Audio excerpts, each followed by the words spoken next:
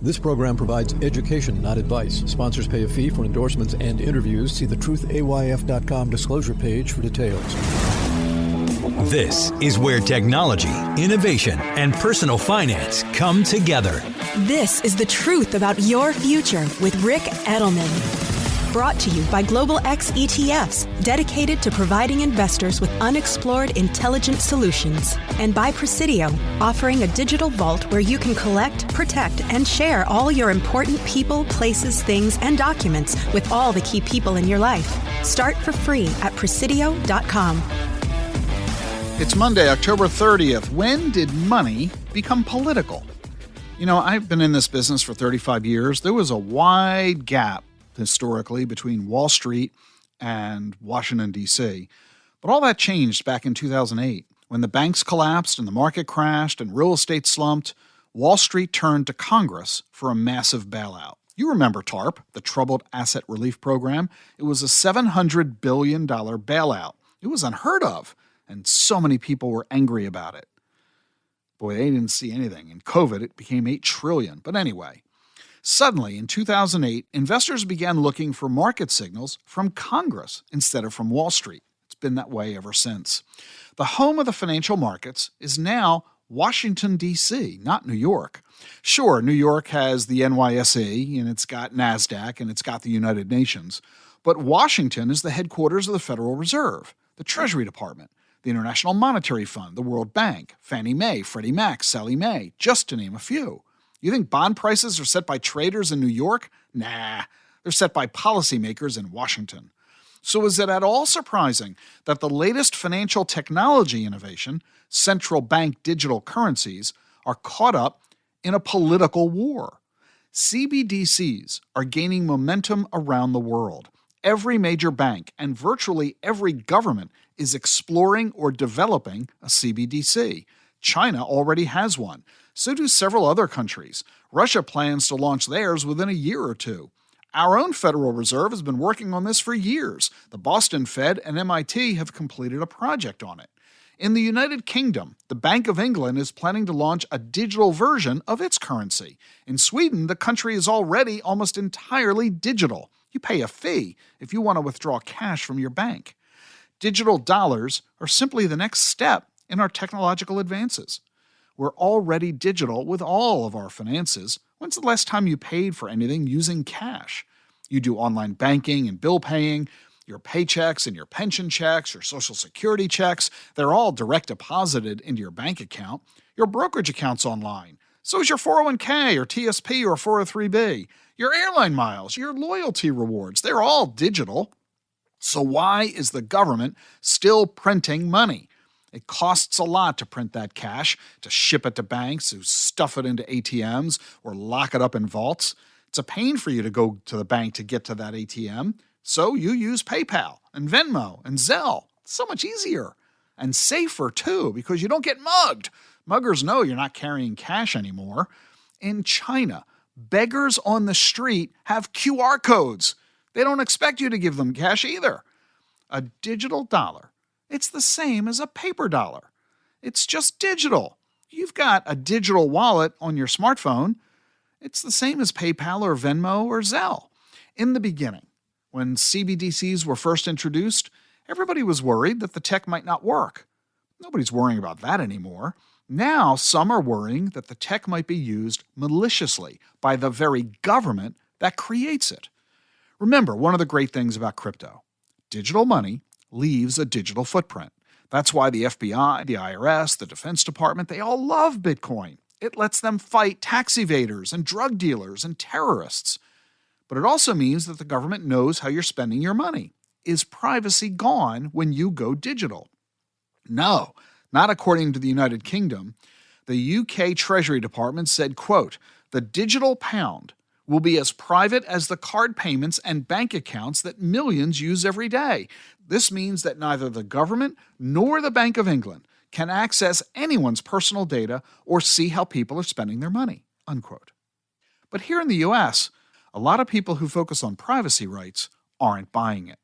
Ron DeSantis recently said, quote, "One of the things we're going to ban in Florida this year is the idea of a central bank digital currency." Well, thanks, Ron. But first of all, states can't block currency. That's a federal issue. But that's beside the point. DeSantis is drawing a line in the sand. He's making it clear that if he's president, there won't be a CBDC. He's not the only one. Congressman Tom Emmer and Patrick McHenry, both huge supporters of crypto, hate the idea of a CBDC. They all point to one big example of why we need to hate this idea: the truckers' strike in Canada back in 2022. Remember when they blocked the bridge into the U.S.? Canadian Prime Minister Justin Trudeau froze their bank accounts to get them to stop their protest. And he did this with no due process. Just bam, your money's locked up. Republicans in the U.S. are worried that a CBDC would let the government do the same thing here. Since the government would be the one issuing the digital money, the government would be able to freeze your access to it. Even if they didn't do that, the government would know where you're spending it. Privacy would be out the window. And guess what? Elizabeth Warren, she hates Bitcoin, she wants to ban it, but she loves CBDCs. Same with Congresswoman Maxine Waters. So Democrats and Republicans are arguing over this. They have politicized a financial instrument. Vivek Ramaswamy, who's running for president as a Republican, he says CBDCs are a Trojan horse. He's accusing Treasury Secretary Janet Yellen, a Democrat, of kowtowing to the Chinese. Robert F. Kennedy Jr., he says CBDCs grease the slippery slope to financial slavery and political tyranny. And Tulsi Gabbard, who ran for president back in 2020, she says CBDCs are, quote, the latest effort by those in power who are intent on taking away our freedom. All of these people are nuts. CBDC is just software. We can encode it to operate however we want. Just like the officials in the United Kingdom say. The government already has the ability to know how you're spending all your money. All your data is already sitting in databases at your bank, your credit card companies, your insurance companies. Your car is already tracked by your GPS and your Easy Pass. The IRS already has all your income and investment information. The FBI and the NSA already have access to everything. So why would a CBDC be anything new or different? This is all just a political show designed to scare people and win votes. In fact, CBDCs are so popular with governments around the world because they offer greater inclusion than the traditional financial system. Banks are expensive. You need minimum amounts of money to open an account. You incur fees to use them. You need to live near one. Banks are only open several hours a day, Monday through Friday. But digital money, CBDC, they don't require a bank account, no minimums, no fees, and they work 24/7. All you need is a phone, not even a smartphone. An ordinary cell phone will do. Banks aren't afraid of CBDCs. In fact, they're already creating their own. There's the JPM coin created by JP Morgan for its institutional clients. Citi has the Citi coin. Back in May, MasterCard said they're not worried that CBDCs are a competitive threat either. So watch for this conversation to grow as the presidential campaign heats up. And in the meantime, you need to learn more about crypto so that you can understand these conversations and decide for yourself whether you need to be worried or not. And I think you'll discover the more you understand, the more you learn, the more you know, the less fearful you will be. You know, a lot of people call it the holy grail of crypto, a Bitcoin ETF. Bitcoin's been around since 2009, and we don't have a Bitcoin ETF, at least not yet. But there are now 9 new applications in front of the SEC. Any day now, the SEC may very well approve one or more of these Bitcoin ETF applications. Guess what's going to happen when the SEC really does give approval? It's coming soon. You don't have a lot of time to wait.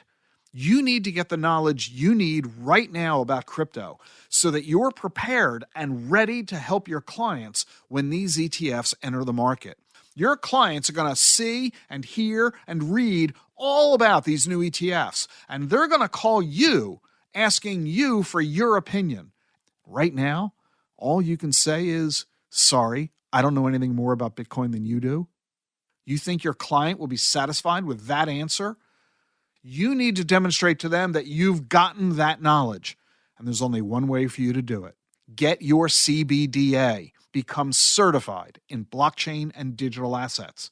It's offered by DAC-FP, the Digital Assets Council of Financial Professionals. It's online, self-study, and self-paced. Most advisors complete the course in less than 2 weeks, and you get to display your CBDA. It's listed in FINRA's database of professional designations, just like the CFP, the CFA, the CLU, and the CHFC. Are you going to be helpful to your clients or not? You need to serve your clients. You also need to build your practice, and the CBDA designation will help you do both. Enroll today and get your CBDA designation. The link for enrolling is in the show notes. With more of our lives moving online, cybersecurity is always a concern. And with AI introducing even more complexity, the risks can multiply. Fortunately, a range of innovative companies are mounting a defense against bad actors. Explore the Global X Cybersecurity ETF, ticker BUG, to add this exposure to your portfolio. Investing involves risk, including possible loss of principal. Technology companies can be affected by rapid product obsolescence and intense industry competition. Before investing, carefully consider the fund's objectives, risks, charges, expenses, and more in the fuller summary prospectus at globalxetfs.com. Read carefully. Distributed by SEI Investments Distribution Co. The Truth About Your Future with Rick Edelman is sponsored by Charles Schwab. Seeking clarity in your financial journey? Schwab makes it easy for you to be an informed investor with transparent pricing, low cost, and no fee to work with a financial consultant. Schwab clearly explains their fees and helps you understand the common cost you can incur based on recommendations from your financial consultant. Visit schwab.com or swing by one of their 400 local branches to learn more. That's schwab.com. How do advances in science, technology, and medicine translate into investment opportunity? Listen and learn. This is The Truth About Your Future with Rick Edelman.